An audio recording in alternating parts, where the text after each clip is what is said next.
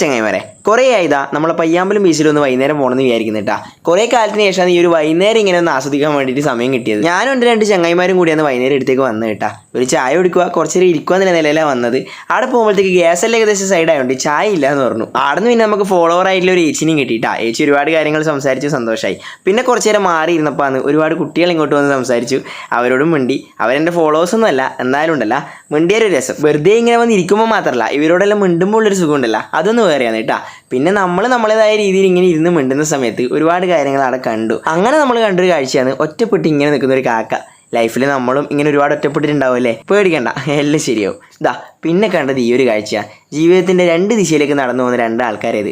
എല്ലാവർക്കും ജീവിതം ഒരേപോലെ ആണെന്നില്ല ചങ്ങായിമാരെ. ഒരാൾ ജീവിതത്തിൻ്റെ 2 അറ്റം കൂട്ടിമുട്ടിക്കാൻ ഓടുമ്പോൾ ഒരാൾ ആടുന്നൊന്ന് ജസ്റ്റ് എൻജോയ് ചെയ്യാൻ വേണ്ടി നടക്കുന്നത്. ഒറ്റപ്പെട്ടാലും ആര് തളർത്തിയാലും നമ്മളെ ലൈഫിനെ എങ്ങനെ കാണുന്നു, ആടെയാണ് ഏറ്റവും വലിയ കാര്യം. അപ്പോൾ ചങ്ങായിമാരുടെ ലൈഫിൽ ഉഷാറായിട്ട് പോട്ടെ, വേറൊന്നും പറയാനില്ല. നിങ്ങളെ പരിപാടി നടക്കട്ടെ, അതിൻ്റെ പരിപാടി നടക്കട്ടെ.